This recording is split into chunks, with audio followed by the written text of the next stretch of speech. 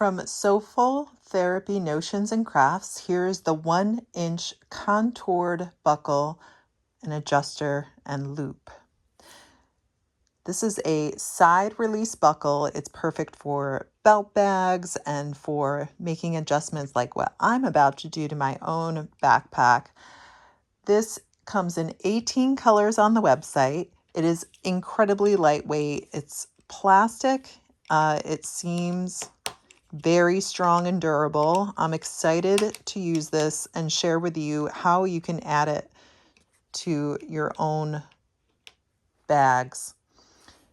So we're going to start with talking a little bit about the loop, where you'll notice it's got a bit of a contour at the bottom. So I'm going to want that at the bottom when I put it on, and I'm going to place it up here. This is our adjuster. And when I flip the adjuster over, the little ridges over here, they're actually thicker and they look deeper. So I'm going to put those, when I place it on my webbing, that is going to be to the right. And then this is our contoured 1-inch side release buckle.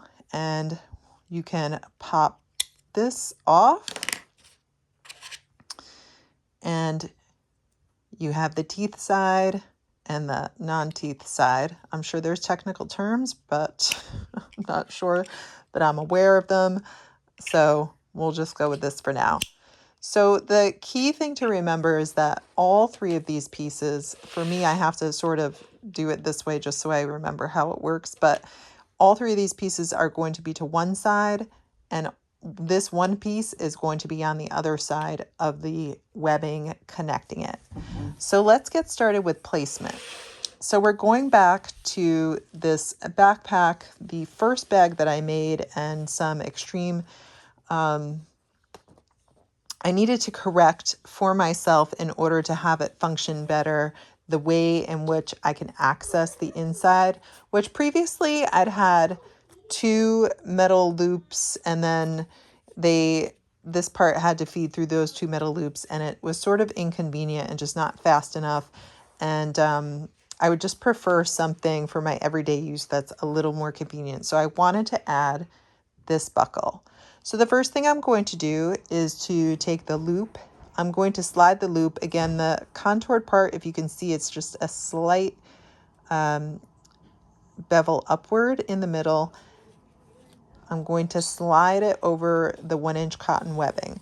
My webbing should match the buckle size I'm using. The other buckle size option, I believe, is 1.5 inches, which is also a pretty standard sizing in webbing. You can get 1.5-inch webbing, but you want it to match. Otherwise, if your webbing's too wide and 1.5 inches, it's not going to fit through here properly. And if you're using Conversely, if you're using like a 1.5-inch buckle, or any of those pieces, it's going to be too wide and it won't function properly, or at least in my opinion, it wouldn't.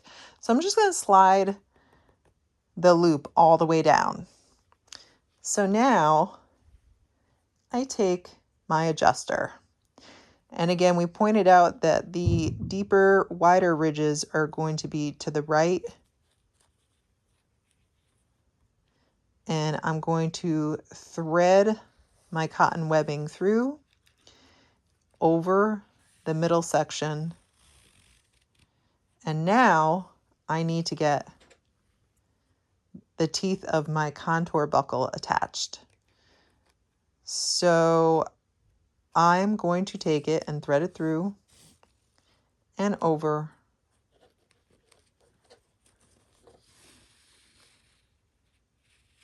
Thread it through the first part of the adjuster and then back under. And they will fit perfectly as a 1-inch webbing. It will fill it up and it will help to secure it in place. And then I am going to have extra, but my intention in having extra webbing is actually to create like a loop so that we can attach like a cup or anything else that may be dangling off of my backpack at any given time. All right, and so I'm just going to mimic that we've sewed it on for the moment. I'm just going to clip it. And there's different ways that you can fold over the cotton webbing and sew it so that it stays. I think my understanding is the absolute best and most secure can be to do a rectangle. I would say if you also wanted to do 2 lines in an X or some sort of configuration that keeps that secure. So I'm just going to clip that until I'm ready to finish the stitch work on that.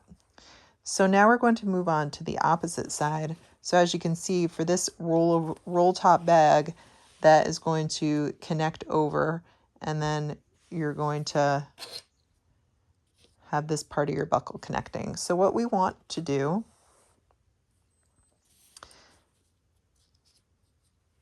is thread our cotton webbing through, and I do it so that it's under. And again, this is a little messy. I'm going to figure out, maybe stitch it directly to here, and then